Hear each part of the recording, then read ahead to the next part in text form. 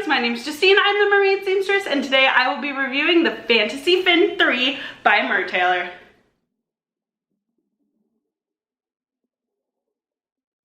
So this bad boy arrived about a week and a half ago, and I have fallen in love. I have gone swimming in it almost every day since then and just fall more and more in love with it every single time I swim in it. My Fantasy 2 fin is still around. I love that too, but oh my gosh, you guys, this fin is absolutely amazing. Before we get into the official review, I just want to let you know I did get a Whimsy Tail skin for this monofin as well. It is the Moon Wolf, but for the purposes of this review, I think I'm going to review them separately. So they're going to be in separate videos, so stay tuned. And I will make sure to link the review of my Whimsy Tail either in the description box below or in an iCard or at the end of the video, just for the purposes of keeping this video just a little bit more succinct. So when this first came out, there were a couple of things that really just spoke to me about this fin that I was super just blown away by. The first thing is its size. This thing is absolutely massive. It is the size of a full silicone tail fin, and it's so impressive. It's 34 inches long and 32 inches wide. It might even be bigger than that. It might even be 36 by 34. I can't remember exactly. I do remember looking up the dimensions and seeing that it is actually bigger than the flukes of the Finfolk fabric tails, which just blows my mind because those are absolutely massive. So if you are a fan of big flukes, this is going to be a monofin to consider, absolutely. The second thing that I fell in love with was the shape. Now, this shape to me is a very iconic mermaid tail shape, and that got me really excited for a particular couple of projects, which I will talk about at the very end of this video, so stay tuned for how you can get a glimpse on those. But I just absolutely fell in love with the shape. It's a very mermaidy shape, and it moves beautifully. And that is something I have also discovered in my own videos and swimming in it myself, is that it is, it's so luxurious to swim. Like with the Fantasy 2 monofin, it has exquisite detail. It's a little bit less, it has a little bit less of a drastic shape as the Fantasy 2, and what I mean by that is there's not a lot of there is a lot of 3D, there's not as much variation in terms of the three-dimensional definition. It is very textured, but the texture isn't as extreme. I think that in the Fantasy 2 monofin, when you're talking about those really heavy set, really thick rays in the fluke, I think that those caused some problems in terms of the structural integrity of the fin itself. I know I've experienced tears in a lot of those transition spaces between the rays and where the ray meets the kind of thinner portion between the rays, if that makes sense. I will insert a clip here somewhere. And I think that that was literally a weak point in the Fantasy 2, which I appreciate in the Fantasy 3 that those are now gone, so I have less to worry about in terms of ripping this tail. The other thing that I'm really excited for is that it's a lot thicker. These edges, these tapered ends, it tapers down to about probably 1/4 of an inch to 1/8 of an inch compared to the 1/8 of an inch to like barely anything at the tapered parts of the Fantasy 2, which means that this is, I feel like, gonna hold up a lot better. It has beautifully thick ridges on the outside as well, which do help its movement in the water. It moves very differently than the Fantasy 2 does, which I was surprised by. In terms of the rigidity of this fin, it is still extremely floppy, and probably flops even more than the Fantasy 2 did. However, I think part of that is because of the weight of this tail itself.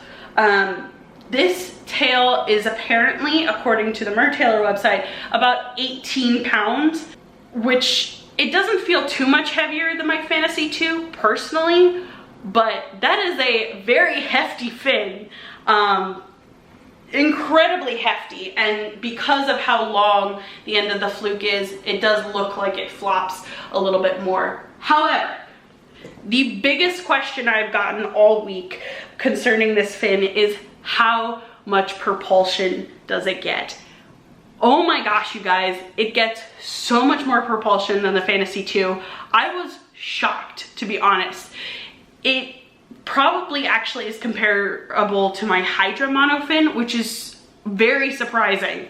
The Hydra monofin has a like stiff plastic blade and is considered, you know, a recreational dive fin. So that's a really strong amount of propulsion for this. And even in the tail, tail skin, it works absolutely beautifully. Now, the only thing I would say about its swimming abilities, where it has a little bit of a weakness, is that in its maneuverability, if you're going to be doing barrel rolls or back flips, that is where you get a lot of drag and resistance, just because of how wide this fin is, as well as how flowy it is. Changing directions, it takes a while for it to change directions, and you know, that's something to consider. That being said, if you're going to use this for tank work or pool work, or, you know, any kind of underwater modeling or videos,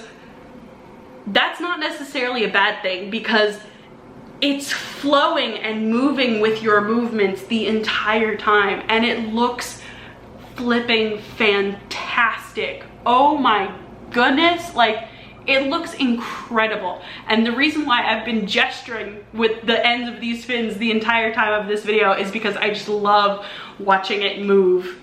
So let's talk a little bit about the a lot of the common concerns about this tail.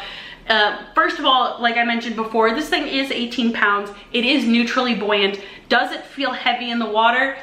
Yes and no.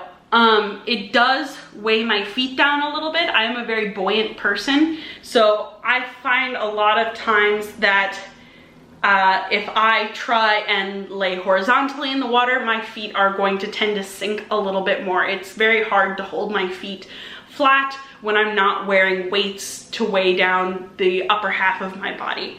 That being said, I don't ever find it, you know, dragging me down to the bottom of the pool or heavy in a way that is unsafe for me personally as a confident and a very athletic swimmer.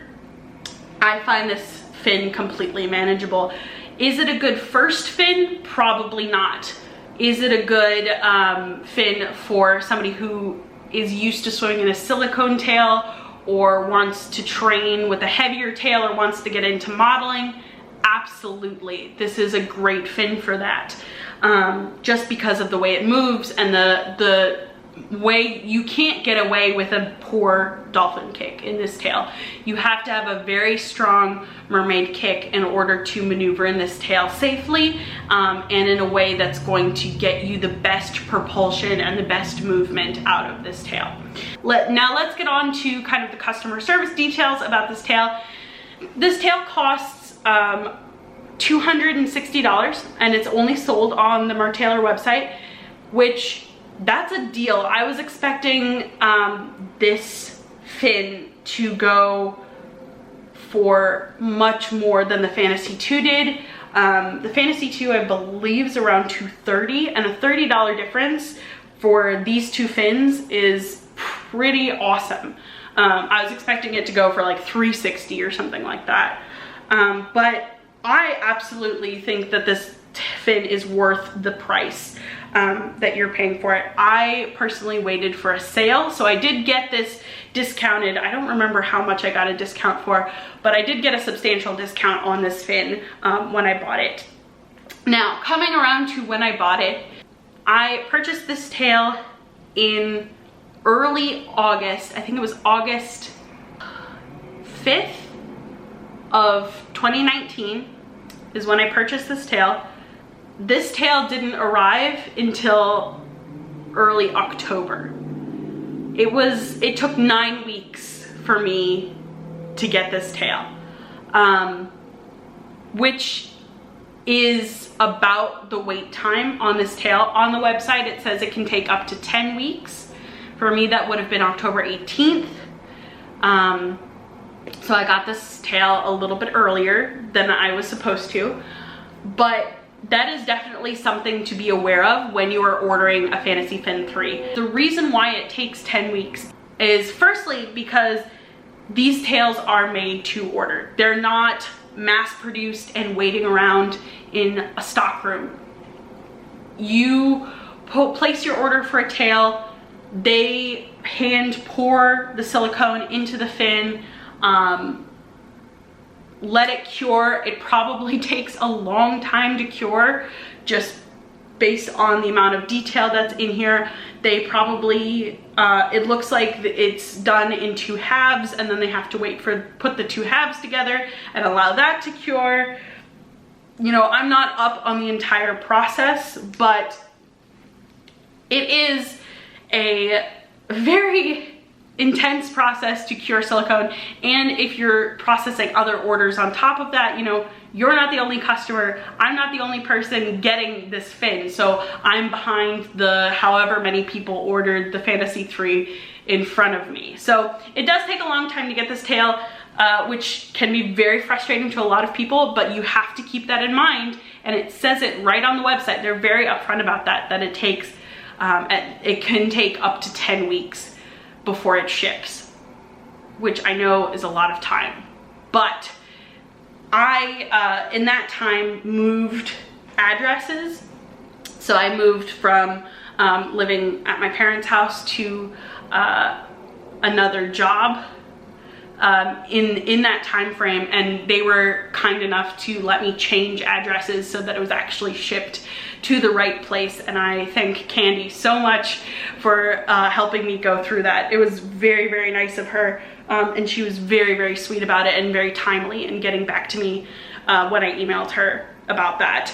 So some of the things that kind of came up when I opened the package were that this fin says it should be stored flat.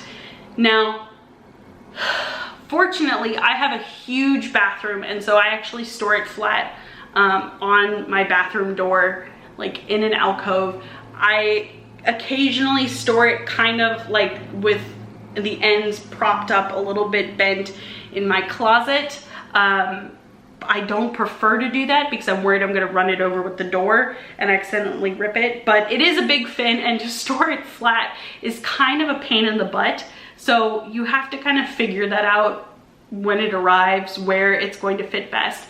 But it is super important to store it flat because silicone, if it's left in a hot place, or it does have the possibility to stick to itself. So that's why you don't really want to store it, you know, rolled up. You know, for traveling purposes and things like that, you can roll it up to this, you know, really manageable size. I actually think that you can fit this fin in a carry-on, which is really impressive for a massive fin of this size.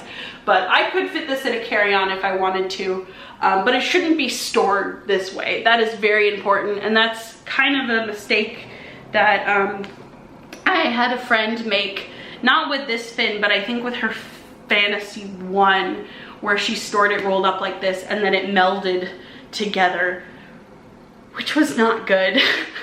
It's not good. So make sure you store this thing flat, or, you know, separate it with a sheet, and try not to put, if you do have to roll it for storage, you know, put a sheet or something, or a monofin cover, or store it in the tail so that it doesn't stick to itself and it doesn't have any pressure on it, so that it doesn't get brittle and break on you or get torn or anything like that.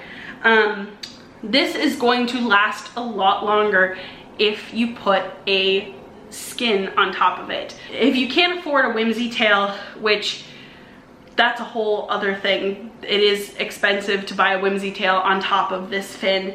But if you can't afford a Whimsy Tail, or you're not sure which one you're gonna get yet, or you don't see one that necessarily speaks to you, you can put, make a fabric skin to go over the monofin, or a full fabric tail. I have tutorials on how to do that on my channel, but I would highly recommend that, just, you know, both for swimming purposes and for storage purposes, just to make sure that it stays protected, and it also prevents it from getting, you know, super gross, because there's like dog hair and dust all over this thing, because it picks up, it's silicone, so it picks up everything off the floor. The last thing I'm gonna say about this fin is that I highly recommend it. I have not tried it yet in the ocean, but I could see myself potentially trying this in the ocean, you know, under really close supervision. Probably not in an area with really high currents, because it is still a very floppy monofin, and you know, that means that it's not necessarily the strongest monofin. But for use in pools, or for underwater modeling, or for tank work, I would highly, highly recommend this fin. That being said, on dry land, this thing is a beast to lug around and flip over. It is very heavy. You are very likely to hit yourself with it, or somebody else with it, so you want to be a little bit careful, you know, using this fin on dry land. Although it can be done for dry gigs, you might be okay with having a really heavy fluke for a dry gig, so it's up to you. If you found this video helpful, make sure to like it, hit the thumbs up button down below, subscribe to my channel for more content. I have a really special Halloween surprise coming out for you guys. So I have a big announcement for you guys, and that is that I am starting a Patreon page, because I have some really big plans for you guys in the future, but I need a little bit of help with them. So you can sign up today. There are $1, $5, and $10 tiers, and for each tier you will get special exclusive content like sneak peeks, first looks. You will get access to some Patreon exclusive feeds like a Discord chat and my Patreon exclusive Instagram page. It's a whole big thing. I'm still trying to set it up, but if you want to check it out, go to patreonpod.com/mermaidseamstress. The links will also be in the description box below. I would appreciate it so much if you are able to support me and you want to support me. Please, I could really use your help to make some of these big projects a reality for you guys. I'm so excited for those. That being said, make sure to subscribe down below. Click the bell notification button so that you never miss an upload. Click the little box at the end of this video to check out the review of my Whimsy Tail that goes with this. Here it is. It is beautiful. It is gorgeous. And I have a lot of good things to say about this as well. All right, see you guys later. Bye, fish friends.